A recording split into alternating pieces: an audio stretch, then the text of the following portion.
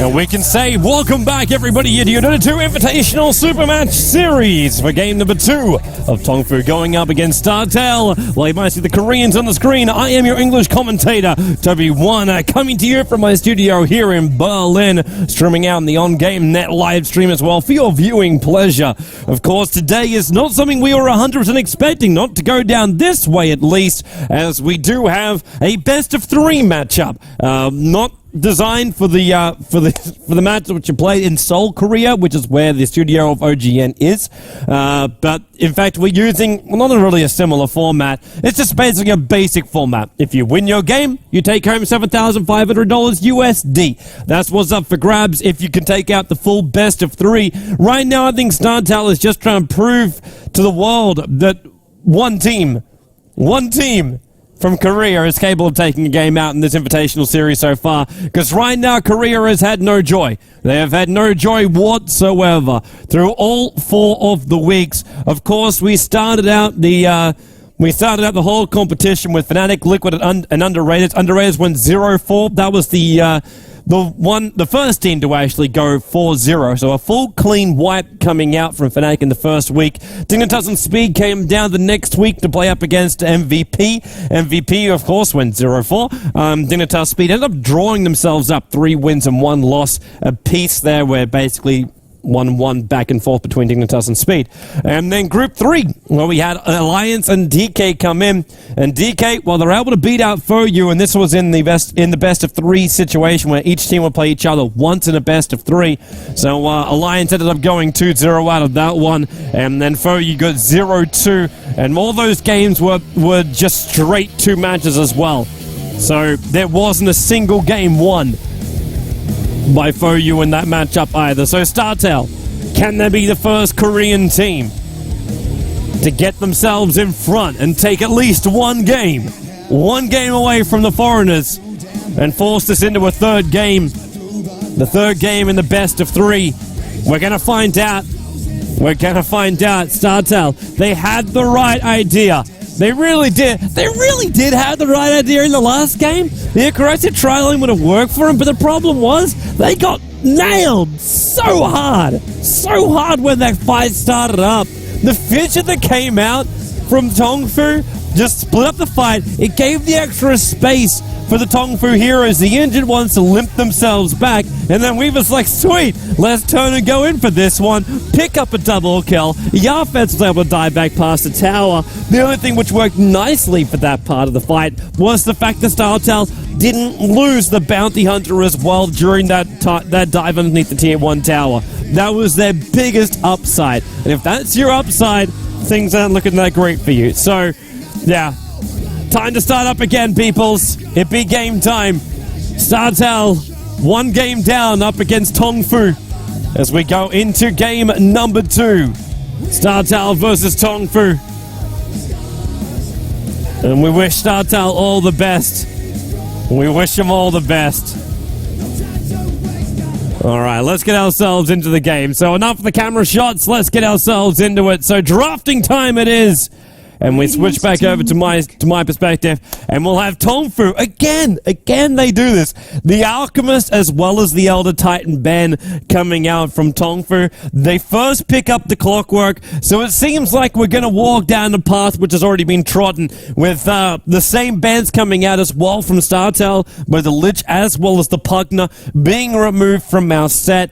And, well, I don't blame him for taking up the Clockwork again, but this time around, the Venomancer will slip through. Venomancer, he was banned out during our last game. That was when TongFu tried to focus on the 2 supports there of StarTale, where they took out both the Naga as well as the Venomancer. This time around, the Venomancer will be a first pick material to go with the Weaver as well for StarTale. And we'll see Invoker now come up here for TongFu.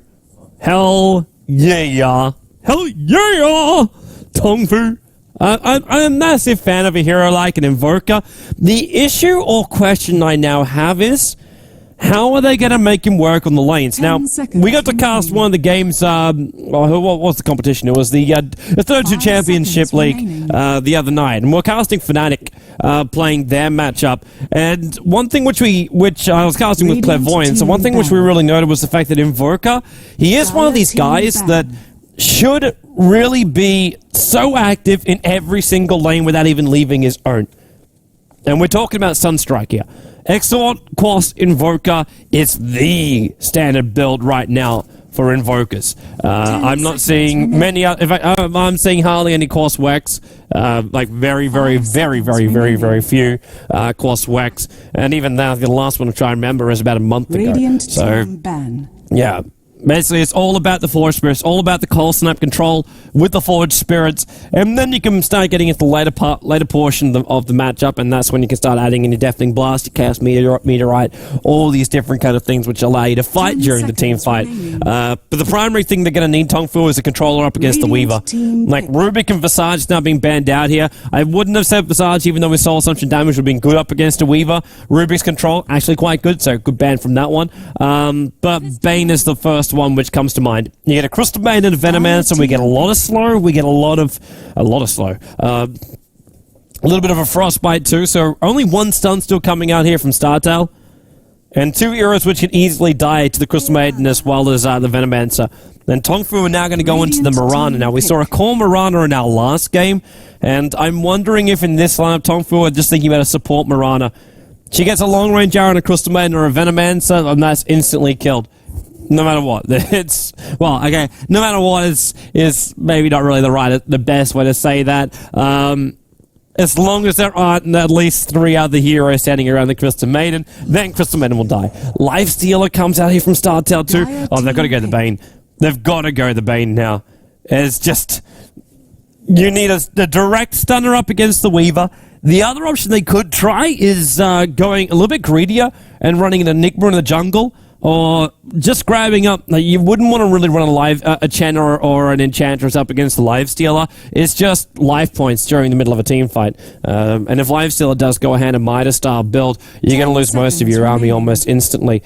But having a control to go through BKB is a primary thing right now for TongFu. Something that will go through that rage, or can just hold the Weaver in position even after he gets a Lincoln Sphere off and running.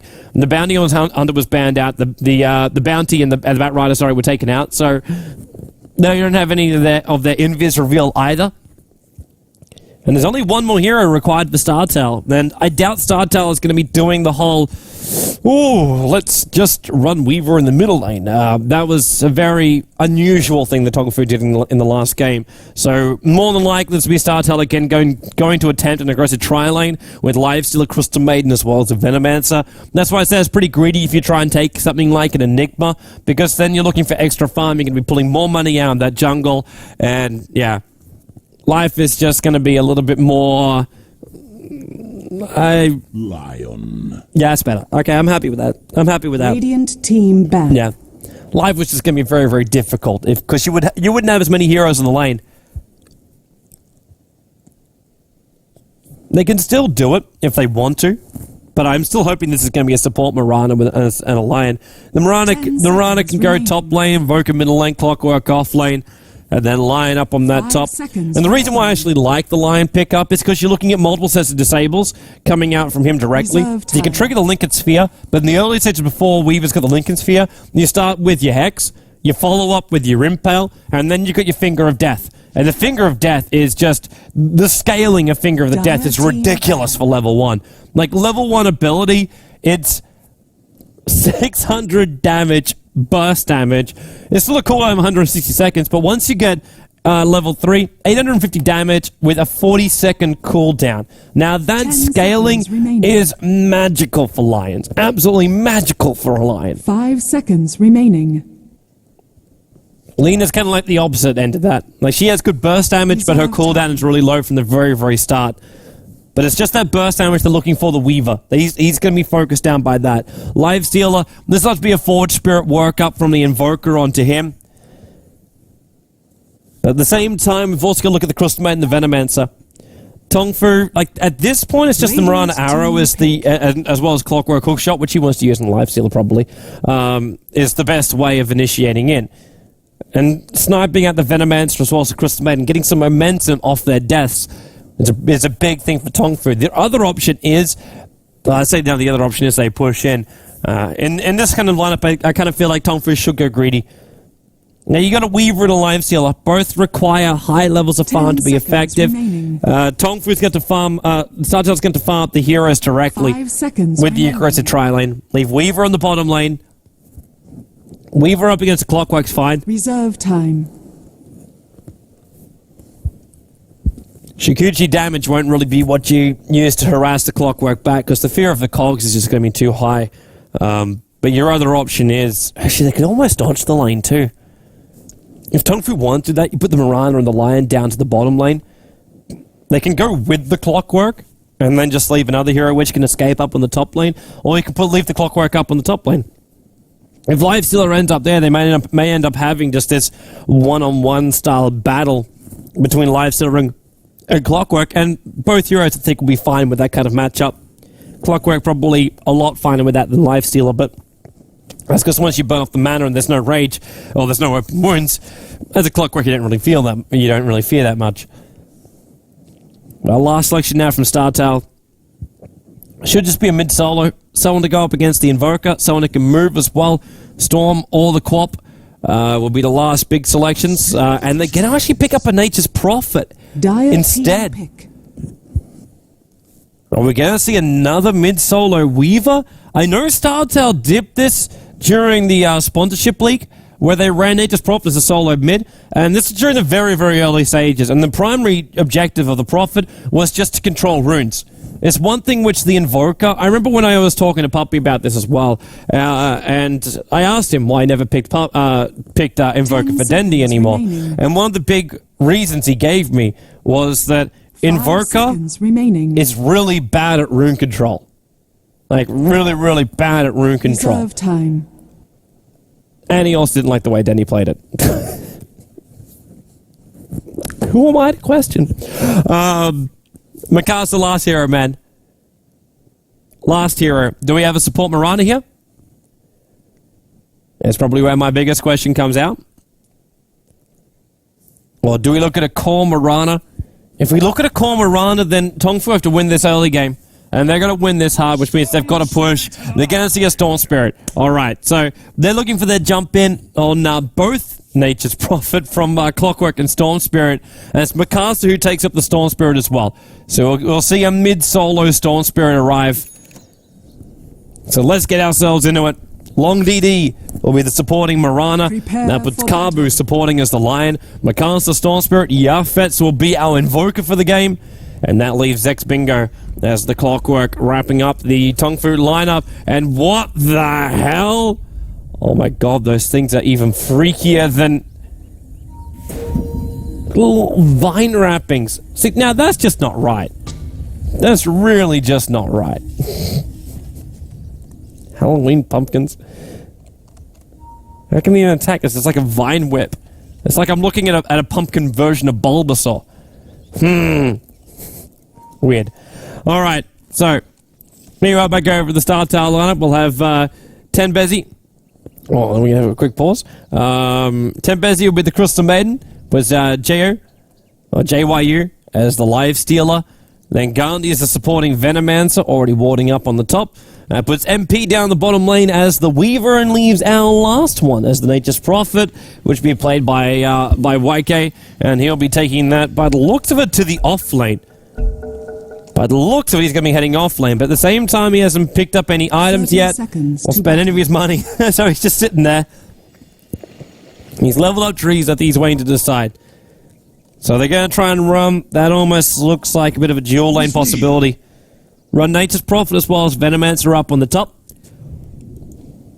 Run Weaver CM down on this bottom lane. And TongFu, well, they're going to be running Storm Spirit in the mid. Yafet's up on the top. Kabu is supporting him. And then Clockwork on the bottom lane. Long DD can just stick around. His harassment over towards the Crystal Maiden is going to be better. And potential between the Arrow and the Frostbite. Yeah. It is. We're gonna see almost 2-2-1 lanes from all, but Gandhi is in fact starting in the middle lane. I'm not a massive fan of this. Really not a massive fan of this. We've got Long DD just hanging in the background, and you're seeing what Mikasa able to do to control this creep wave. He's already managed to pull one in range of the tower, trying to keep himself close enough he can find some experience.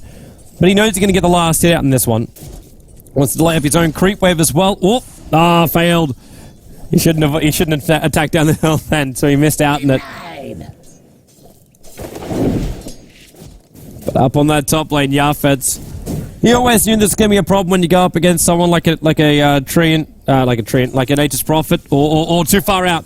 Way too far out again for Clockwork. StarTale ganked him up almost exactly the same manner last game. The difference was there was a Visage being used. Arrow comes in. It's on Tembezi, which means Clockwork's able to cut his way through the tree line. And Long DD, it's a lot of damage to the Crystal Maiden. One more attack. In fact, there it is from the Clockwork. He gets the kill. And somehow, it's actually Moran who gets the last attack in. The TongFu turn a really, really rough position with the Mirana rotation in. They turn a rough position into a kill for them. And Long DD's moving himself in a position for a second arrow now. He just needs Weaver to slow down. Because if Weaver stops moving, the cogs will come out, the battery assault will go as well. And Weaver will then be dead. And this is where the support Mirana really just becomes amazing. With the changes up to her arrow, it's a lot of bonus damage for the long range. It's a really good stun timing as well. So if you're able to pick that off, you're looking good. So there's the stun. Now the cogs actually gonna try and push him away by the looks of it. Oh, what? Oh, no mana. He was short. No, he had the one charge. The one charge would give him enough for the cogs. They could have held him there a little bit longer. But now MP is stuck around just a little bit too long, and now the stick charge has been used. Cogs, burns, pushes him to the side. Arrow flies up, trying to deny himself over towards the Satyrs. They're staying in close enough manner. He got killed by a neutral. It's still Weaver having to die before he spent any of his money, which isn't really a great thing. But at least it denies TongFu the joy of having his kill. So the extra money's just not there for them. Speaking of money, 650 now reached by the Storm Spirit, so Bottle will come in for him. And getting closer towards that level 6. Nature's Prophet doing a really good job up on this top lane. Not a lot of CS to his name, but finding some good experience. But Yafes wants to keep him out. Let's look at Yafes' build. Man, this guy is desperately searching for just straight up blood. Like, not even a single point up in Quas. He's gone 2 points Exort. And 1 point up in the Invoke. Now he finally gets the point up in Quas because he's forced to with the way the build goes. With the way the hero works. He has to go another point in something else. Well, unless he wants stats, but having Cold Snap available too, and Invoke at level 1, it was reworked now, so you're able to control up 2 abilities at the first level. Tembezi as well as Gandhi, again they're going to go on this rotation. These two guys have been pretty good with their rotations. Their only issue before was the fact that they got caught out by the Mirana, so things didn't really work as well. But they've definitely been very active across the map. And now Kabu, oh, he's moving down. He can't see them. Nova, Gale, Prophet's TPing as well. StarTale Kabu, he's blocked in right now. He gets himself a double stun, but he won't get himself away from this one. The Hex attack misses uphill, can't get him. But at the same time, there's a DD rune there. No one's going to get there. No. I thought for a moment the Storm Spirit might be anywhere near level 6, but he's not. So he can't jump in. Arrow flies up, missed completely on MP. So TongFu's fouling on their rotations for the moment. Well, Mikasa farming up with his bottle charges, so then he can go back into the mid. Realizes with the rotation of the 2 support heroes, it's very, very dangerous until he hits level 6. So with this, he just basically power leveled up 1. Whoop, that was a mistake. Clicked his bottle and that minion attacked him at the last point. So he doesn't get the full mana regeneration, life regeneration out of it all. It's like Long DD, Mr. Escape Mechanism. Escapes from the DD of Gandhi. He's the man who took it from the top lane. Boom! This Clockwork still not level 6 just yet, but at the same time, Weaver. 18 for 5. Not bad, CS. This lifesteal is actually having a really good time in middle lane. 24 for 17. Now, that's a lot of denies up against the Storm Spirit, which normally shouldn't be possible. When you have this overload, just having that bonus damage which you can throw out, not to mention the static remnants, you see what he leveled up instead? Instead of actually leveling up the static remnants, he put 3 points up into Electric Vortex. He's turned himself into a controlling support mid. You may not have her coming out with mech charges and everything else, but it's meant to be a jump and an extra time of control. And it's going to be important too when you have a hero like a Weaver.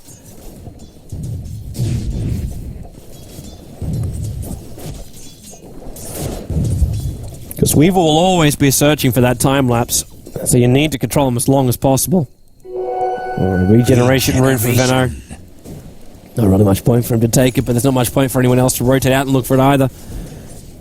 Yafets. Hello, Yafets. 1 point Wex. So the man who overly commits himself to the most aggressive style of orb, which is Exort, now switches it up and gets 1 point up in the Wex as well, as he hits level 6. So the damage isn't too bad from the Chaos Meteor, but the travel distance is quite small, because it's still only 1 level up in the Wex. It's just interesting to see the builds of Yafets on this Invoker. Top lane movement's coming up, so again the rotation. I said before, they've been very, very good with their quick movement. But then Yafets invokes up but doesn't use the Ghost Walk. Clockwork, hook shots in, and he's managed to find Gandhi at least. Holds him inside the cogs. Kabu's over on the side. There's your Meteorite coming down, crushing the Venomancer. And the rest have managed to escape away to safety. So 3 for 1, the Prophet Ultimate does a lot of damage to Kabu, but won't get a kill out of all of this. But that was still 4 heroes moved up towards the top lane for TongFu, while Weaver gets a lot of space up on this bottom lane. Getting some quick CS in as well. Dire's bottom tower Sitting at 37 for 8. Leveled up with the Lifestealer in here in the middle lane. With the Storm Spirit still trying to keep up with. He's got his ultimate so he can jump away a little bit further, but the rage being used by the Lifestealer is under attack. But this Storm Spirit doesn't really pack that much of a punch. Not yet. Later on he probably will, and once he finishes up the Orchid, it probably will be a hell of a lot better as well. Stopping that rage from the Lifestealer. And Lifestealer's not really one of these heroes that will normally build into something like a BKB. Unless Storm Spirit's got to decide to build drums, which is highly unlikely. Could just be treads though. Right click damage from treads. I didn't jump in. Where's it? He doesn't have his bottle, so yeah. Gonna give it to the Clockwork instead. The Storm Spirit probably wouldn't really gain that much from having an Invis rune. If he wants to win on positioning, he'll just use his ultimate instead. That's the way to do it. MP's now going to be on this bottom lane, still up against the Clockwork. And Clockwork is really going to have an itchy trigger finger on that R button. Wants that hook shot just to fly in at a moment's notice. Invoker, greed! And all the greed! The Hand of Midas coming up here for Yafets. Can you feel the farm? I hope you can feel the farm, peoples. Alright, so it's going to be close to face as well as the bottle, so it's going to be full treads coming in for the Storm Spirit. So we're looking at attack style. I am still interested to see if he does go into the Orchid. Bottom lane movement, again, this Crystal Bane as well as Venomancer. While I want to give props right now to Gandhi as well as Tembezi for moving themselves around the map the way they have, they still have to look to find farm. Look at the support levels of TongFu and what they're managing to pull out of here. Like, you got a line who's almost, like, he's just hit level 5. And you got Marana, who spent a lot of time rotating around as well, just throwing out a couple of random arrows, already sitting up at level 4. And then your supports have only just cracked the level 3 mark. This is something which you've got to do with supports. You need to have them active in the lanes, but you also need to make sure they find some level of farm. So seeing a Rubik who never gets a level 6, a Tidehunter who never gets Ravage, a Venomancer who can't get 4 levels up in his Plague Wards. And in fact, this Venomancer's build, it is just pure rotating killing. The man with no clarities though, so it's not really going to be as effective. Not to mention he keeps getting scattered out.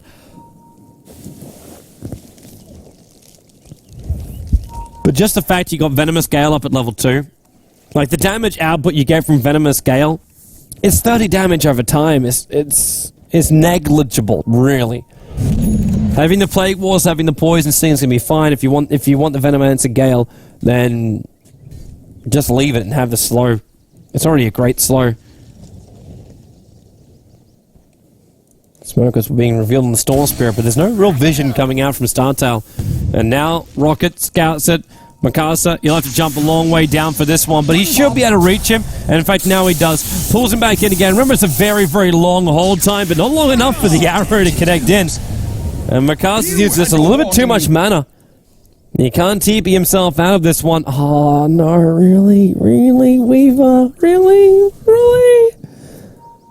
I know you got treads. Dire's middle tower. I know you got money, but you're building an 11-minute Hand of Midas after you're already built into your own treads.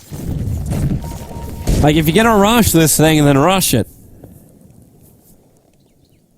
Either way, right now, he should be moving. He should be staying here to pick up the gloves. Yeah, he's gonna get the recipe and then move back up again. Not risk the courier. But this Weaver, I suppose still we have to take into account. He does have a Hand of Midas, so he is going to be getting a lot more farm now. And 11 minutes to 12 minutes really isn't that bad on a Hand of Midas. It's just the fact that I was just waiting for a higher level of commitment. Because he was able to evade the clockwork for most of this time. Oh, top lane Nature's Prophet. Do it with flair. Yarfare seems to have destroyed him quite badly. It's like a Deafening Blast, Chaos Meteorite, but judging by his mana pool, I'd say he probably almost used a Cold Snap in that too. Nature's Prophet finds himself on the sidelines, right to finishing up his own Hand of Midas. So 3 Hand of Midas on the field, 2 coming in for StarTale. Oh, that's a nice room for a Storm Spirit. Regeneration, longest jump in the world, just keep bouncing around. Trying to find that Weaver. We get Life Stealer, the first core hero not to go up for a Hand of Midas. Which I'm very happy about. How's our Storm Spirit? No Hand of Midas, and he is going to go into the Orchid. Robe of Magi sitting on him. He knows this disable is going to be so critical later on, especially up against heroes, like if it is Weaver before he gets that Lincoln Sphere up and running. Long DD now going to attempt an arrow with the hold. Arrow, Sunstrike is already going to get the kill on him. Maybe not. They use the Finger of the Death. Here you die. And now Long DD will come in and fight Crystal Maiden. Caesar, arrow, point blank. Only 1 second, but Storm Spirit will jump in. Frostbite follow up by the Crystal Maiden of the Storm Spirit, but it's already too late. 2 heroes lost for StarTale in the mid.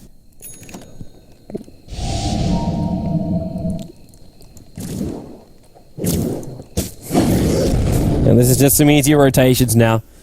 So I talked about too with Yarfez being involved in all the other lanes. So he gets 1 point up in the Wex, so he's got the options for every single ability. So if he does have to jump in Viz, he can do it. As you saw before too, like, well, we end up seeing the end of it. The Deafening Blast being used too.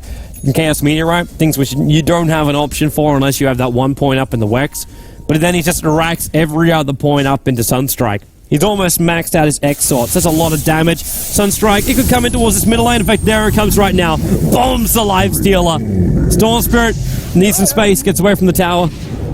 Needs a rune. 14 minutes, comes up in a moment. And it's going to be bottom. And it's going to be Invis. And Clockwork's already going to take it. Marana Ultimate being used. They walk the Clockwork in. Bumping into the pumpkins on the way. And Clockwork, if he gets in close enough, he can cock that. Got hookshot it now. He's too far away. Hookshot's in. Cogs can now pop off. Arrow as well. Nature's Prophet's on the sideline. These cogs still make it very difficult for Gandhi as well as for Tenbezi to get in close. And then the Invis rune just pops off from Clockwork. The issue he's got now is there's a sentry ward. Got to move further down out of vision, and he's successful. Can move into the tree line, probably just up in this little crevice in here, and then TP out. Look at him, yeah, straight on to X marks the TP spot. Dire's bottom tower is under attack. Throws one last rocket, and then TP's out. And they just profit. You get a Hand of Midas up and running, and this is what's keeping him in this whole CS battle, but you notice the net worth's completely changed around. That Hand of Midas Invoker, who's also getting now 3 kills for Yarfets, goes through a bit of a wander. But his Sunstrike's been working overtime. 7,000 net worth for him. And then the 5.3k up on this Weaver, who is now diving into the T1 tower to get the kill on the Lion. Used a lot of his mana already. The pumpkins come in. Arrow. YK. Almost took his nose off. Yafets. Was he going to Yule Scepter? Deafening Blast. Holy Hannah! Crystal Maiden used to exist here. Rest in peace. Good, your scraps of armor did. You see that extra damage and like a straight up Yule Scepter Invoker. Too bad. Like with Phase Boots and Yule Scepter, this is like all kind of stock standard high movement speed Invoker. Like Invoker who can walk around with the equivalent of a haste rune. It's like running between your lanes so quickly. He's everywhere without having to have like blinks or TPs or anything like this. But you can also buy at the BTs, which give you maximum movement speed. But he's got Phase Boots instead for now. Bottom lane, Storm Spirit jumps to Nature's Prophet. No Orchid available, but he doesn't need it up against Nature's Prophet. See, this is... Players here. Now, for those of you who out there who actually read the questions and answer time, which I did over on Reddit when I was like bored in the Korean airport, long range, 5 seconds. 5 seconds. It's too good to be true. Impale as well as Finger of Death. Long Deal will get galed up, but now with the Battery Assault, he's going to get himself in range. Mirana ulti also being used, but they're still in range of the tower. But Garning, the damage from a level 4 Battery Assault is more than enough to get a kill, and Clockwork can turn on this. In fact, I'm pretty sure he's going to. Yeah, he does. Hook shots in, Arrow will connect, 2 seconds on the stun, pushes him back out again with the cogs. And we go 2-15, and the advantage will start to stretch even further down right now. While they don't have a gold advantage of really that much, it's over 3,000 for 17 minutes in. It's because they haven't taken any towers yet. The towers will now start to go down. Fortification trying to keep him out. The Prof was not enough damage to bring down Karbu again. And there goes the mid tower. Mirana will take that one. Has fallen. And what are we getting as far as key items up and running now? I saw a 4-staff. Is that the Invoker's 4-staff? We got a 4-staff, yeah, for Yafets.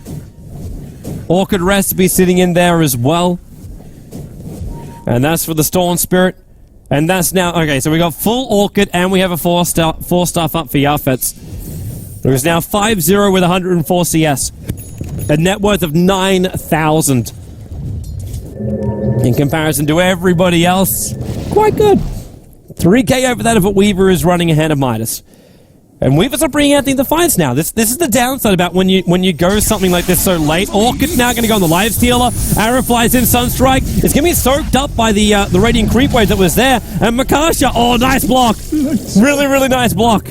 They even used the Infest damage. He also wanted a little bit of extra life points. But they used the Infest to kill off the Storm Spirit. Stunned by Karbu. Bought himself no space whatsoever. Clockwork will. Cogs in on top of 2. Battery Assault damage. Venomancer only will fly out 2. The arrow connects onto the Venomancer. So Venom's going to get mopped up. Lifestealer comes in close with the 4-staff now being used to save the Clockwork. Well, they dive in deeper. Yule Scepter, Sunstrike, Meteorite being crushed by every single element that Invoker could muster. And poor Tenbezi hiding behind the tree line. He managed to get the Frost out on the Invoker. The arrow will spot him out too. But look at Invoker. Deafening blast him. And it's right-click damage. Yafets goes down. 951 gold. Split between them all because the tower got the kill. But the Prophet Older, he bought back to do that as well. Storm Spirit's now going to jump in the middle lane. No Lincoln Sphere, Orchid damage will pop him. Couldn't time lapse. He was going to die then no matter how he approached it.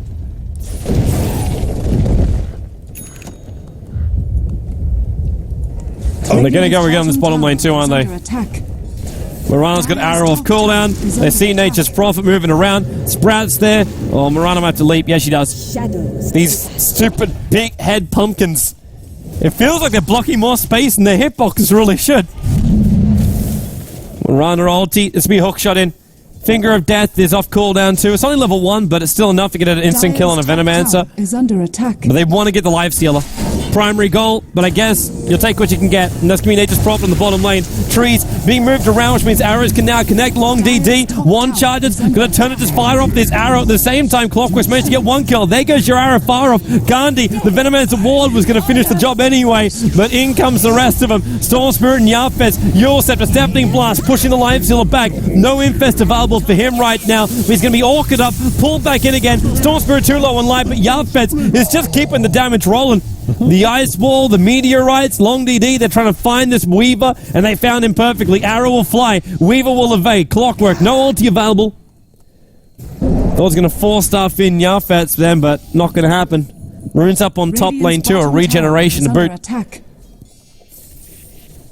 But TongFu just keep fighting on this bottom lane. They haven't taken the tier 1 tower yet though, so possibly should be looking into that. It's like Curry is looking into buying something up nice, so we got, what do we got? Yarfez starts his Aghanim Scepter. The point booster coming up for him. It's like Curry was sent back for a quick moment. Void Stone as well. And that one belongs to the Storm Spirit. Radiant's bottom tower Who's currently dead, so maybe a Lincoln Sphere going to be coming out from him, but more than likely it'll be Sight Device. Look for the double disable.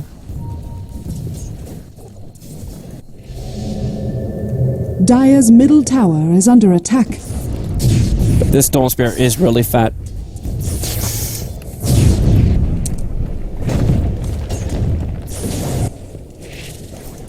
Radiant's bottom tower is under attack. And Kabu and Long DD, this is just some patience. No one comes down to defend the bottom tower. Tower has fallen. Prophet's managed to buy up a mech. And Midas still off cooldown. Go. These guys here. Get some money, man. It's free gold. You gotta love gold. I think he wants to come too close towards the Weaver in case he cramps his style. Is under attack. Either way, now he gets some vision. There we go. Dire's top tower has fallen. Top tower goes down the catapult, but in the meantime, TongFu, they're in having some fun with Roshan. 4 seconds for the stun. Where's that Alacrity invoke? Oh, he can't. It's on cooldown for the moment. But if Yarfez can get the last hit here, he'll be about 300, 400 gold away from having his full Aghanim Scepter, already sitting at around 1900 gold. Do it with flair. But that's if TongFu allow him to have the last hit. Unless he's going to move up. He sells the Hand of Midas. So Aegis the Immortal goes there, and I was wrong with the Hand of Midas sale. He actually has a full Aghanim Scepter. And there it is being purchased up. So 22 minutes and a half. Your Scepter Phase Boots, 4-star Aegis of the Immortal, and a full Aghanim Scepter for the Invoker. His farm is decent. Storm Spirit's looking for some snipe-offs. Using himself as a human ward. How many remnants can you do? Wow. Wow. Wait, jump down. Snipe off, definitely. Wants to back up a little bit further so we can pop this regeneration rune in a moment. Same time, looks like in the middle lane, Mirana was able to get a kill on the Weaver and doing it solo? Radiant's bottom tower is under attack. 5-second stun it must have been then. Only other way that could have happened. Either that or Weaver just way too low on life. Storm Spirit jumps in, and that's Crystal Maiden. Ulti away. Has already used his regeneration rune, but now they're going to jump in deeper. Yarfez, your Scepter, Sunstrike on the way down. Deafening Blast means her life still cannot rage himself up. He can't do it anyway. The Finger of Death ensures the kill. Ghani would throw up the big ultimate, but with the 4-stars, they break through the tree line. 4 euros lost for the price of nothing. Storm Spirit TP is out. The Venomancer Goo is not making life fun for them. So TongFu had to run out underneath the cover of the tower. Radiant's bottom tower onto the firepower of the tower, I should say, not the cover. Well, they all bail out. Mirana died killing up the Weaver in the middle lane. And then they just jump in and lose a single hero, making their plays on the bottom. With me. TongFu looking very strong and proper. Radiant's bottom tower. Yeah, Fez playing wonderfully. This Invoker now, 8 for 1. He does, however, have a death to his name. Well, the Clockwork walks around with 6-0-11. So again, we look at the Clockwork trying to go in for BKB. Your Scepter, Sunstrike, Deafening Blast, and Meteorite. Crystal Maiden doesn't even stand a chance. Even the arrow. Oh, whoa. Prophet, what are you doing, man? What are you doing? Cold Snap comes out. Rockets be flying down. Radiant's bottom tower is under attack. And Storm Spirit's stalling up the middle lane Weaver. He still doesn't have Lincoln Sphere. He puts up his perseverance. But that's basically it. I don't know, let's go like... He purchased. Radiant's Bottom tier 2 towers now gone. attack. Dire's top tower. More money, and with the last hit, that's Clockwork's Radiant's BKB. bottom tower has fallen. He'll fly it out to himself now. There. Oh, actually, he's just shot. My bad. Good on that. Good on math. But with the mid tier 2 tower to go down, that'll be the 200 gold he needs for the BKB. Well, Yava's can almost build into another item. Blink Dagger up in line with level 2 ultimate now. The Rocket just sees all the StarTale sitting on the high ground. And right now, you also know that like Nature's Prophet wants to jump out and try and do a bit of a split push, but if he does, he knows he can die straight away. With the Mirana ultimate to initiate in, Clockwork can get himself in range for a hook shot, which is level 2 already. There's BKB. 1300. Courier and fly. Fly! Fly, my pretties! There's also that ultimate orb over on the Courier too, belonging to the Storm Spirit. So he's only a Mystic Staff away from having a Scythe of Ice. And considering he's got 1700 gold in the bank account, that's really not that far away. Profit.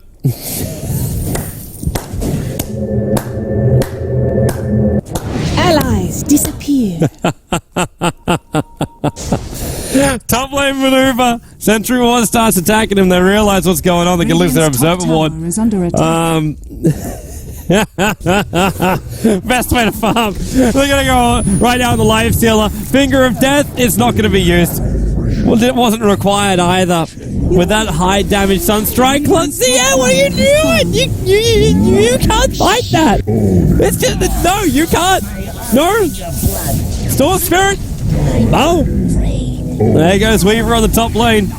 And now it's going to be more. Clockwork doesn't have an ultimate to jump into, but they got an arrow. And if this one can hit, nice 4-staff away. Up to the high ground for Yafets. We don't need no 4-staff. Deafening Blast gets Gandhi as well as YK. And we're going diving, boys. It's the deep end of the pool from the longboard. No, nice from the fall. 36 to 8 right now. TongFu the third squad. The third. It's like Archibald the third. Now go high ground up the mid. 4 heroes on the sidelines. And they'll just see if they can breach all. However, Yafes taking a little bit too much damage from the tower right there. Needs the creep wave to come in with him. While top lane Storm Spirit's beaten down the tier 2 tower. His full side device is now done. The only thing he needs now is life points. Which he has an Invisor on the bottom lane if he wants to do the bottle up. But Aegis Moore is going to be reclaimed shortly as well. So Yafes, he'll regenerate back up to full life as well as mana. That's why he's not too concerned about himself. Yeah, 30 seconds and he'll regenerate back up to full. And the movement's coming over from Storm Spirit. He still needs some more life points. Has someone even purchased up like an urn or something? Nope. No urns. With 36 kills on their team. No urns. Just went the Blink Dagger instead over on the Lion. He went selfish with the Tranquil Boots. The Storm Spirit, he actually walked all the way down there to pick up the Invis drone so he could bottle up. Oh, I like it.